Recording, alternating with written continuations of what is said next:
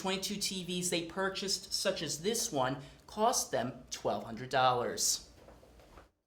Once you add in the hardware, the software, and the training needed to operate those digital menus. Captain Mark Lemansky says non-caged cars like this one make it easier for his officers to reach for their duty bag. 19 of them are young people. This is the scene from election night when Maryland students found out President Obama won re-election. That happiness faded into a second, not-so-great feeling. I still have homework. Yeah. I actually have a test tomorrow. But Maryland professor Dr. Paul Herrenson says students should still feel good about themselves. It was an exciting election. It was close, and young people felt that their futures were to some degree at stake, and so they made it a point to come to the polls. Let's say these little sea creatures right here are voters in the 2012 election. Now, of these 100 sea creatures right here, or voters, 19 of them are young people. In fact, 19% of the voting population in 2012 was made up of young people. That's the highest turnout among young people in American history, 1 percentage point higher than in 2008. And the polling center here on campus saw youth turnout increase by 49%. Freshman Ian Moritz said it was not only important for him to vote, but it was important for fellow students to participate. I think it's just great that people have opinions no matter if I agree with them or not, that they're voicing their thoughts about what our government's doing. Hernston says young people like Moritz will continue to play a big role in upcoming elections. Once people have voted, they get into the habit of voting. Which means the nation's youth could continue to have a loud voice for years to come. For Maryland Newsline Monday, I'm Brandon Goldner.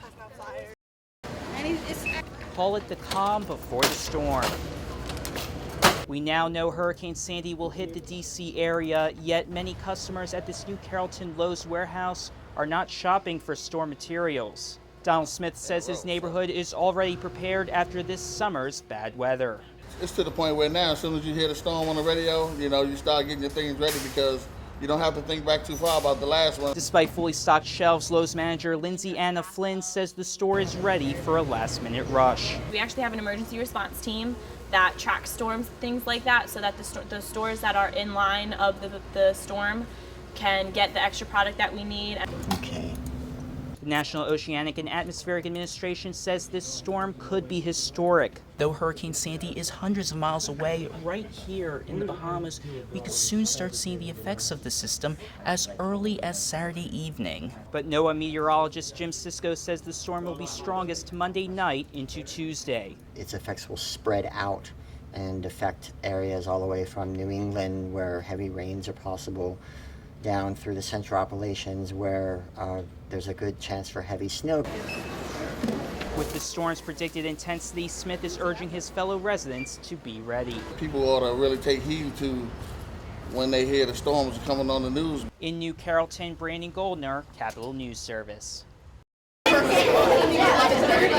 Judging by the energy of these girls, and how's it feel to be here? Amazing! So famous, and it's cool to meet famous people. You'd be surprised to hear how long some of them, like Nikisa Rafi, have been standing here. Like an hour and a half. I'm really excited. I watch it all the time. Like all these other girls, Nikisa is anxiously awaiting to see one half of the hit reality TV show Dance Moms. Hi, oh, you have a Mackenzie shirt.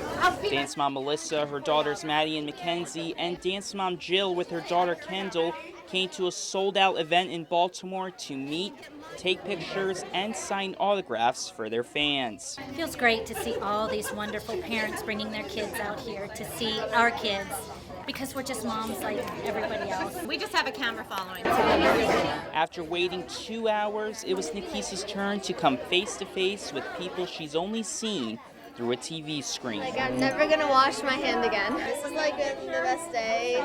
It's really fun to meet them. It's very easy to tell that the fans are appreciative for being here, but this message from the Dance Moms cast themselves shows that they are just as thankful. We wouldn't be here without our fans. Thank you. Thanks so much for coming. In Hanover, Brandon Goldner, Maryland Newsline Monday.